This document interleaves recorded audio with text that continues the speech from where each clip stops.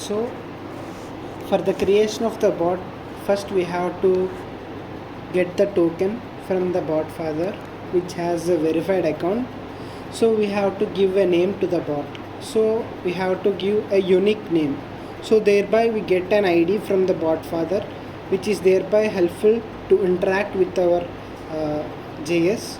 So this is the token I have got from the bot father. So after we have created the bot, now we have to go and give some inputs. So I have already written the code for this, so thereby you have to give an input as a city name, so it will give the temperature. So I am going to the Telegram bot that I have created, and also for link we have to make the node space server, so thereby my code is running. So I have to give some inputs, so I have given Kakinada. So for this it is given weather in Kakinada, description, scattered clouds, temperature 38.26. So it will give us the description whether it is a sunny or a scattered clouds or it's a rainy. So this is my code. So I will explain each line of this code line by line. So first of all, there is a first few lines in which the code imports two modules request and also the node Telegram bot API. So these modules allow the code to make HTTP requests and interact with the Telegram bot API respectively. The request module is used to fetch weather data from Open Weather API.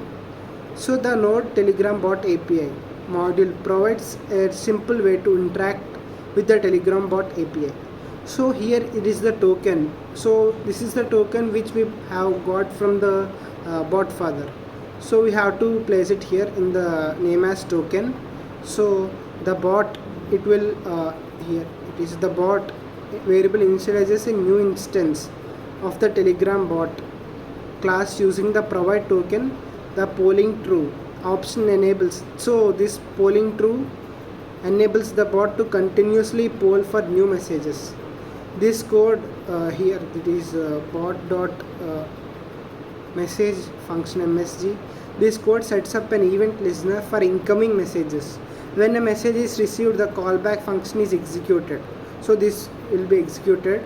So the message content is extracted and stored in the city. So we get the content in the city. So here there is an HTTP GET request. This is the HTTP GET request made to the Open Weather API to fetch the weather data to specified city. The encode URI component. So here the component, the API is appended to the URL. So this is the API which is got from an API website. The response from the API is passed to callback function where it is parsed as weather data. So here it will pass back, and after the code checks if the weather is equal to 200 or not, so which indicates a successful request. So we have to classify as a successful request or a bad request. So if it is equal to 200 is a successful request. If it is the temperature and weather description are extracted from the weather data, so it is the weather data. The temperature is converted into Kelvin to Celsius, and rounded to 2 decimals. So here fix it to 2 decimals. If the API response is 200, the bot sends a message. So the bot sends as a successful request. Whether if it sends not 200, the bot sends indicating that weather information is not available for the city.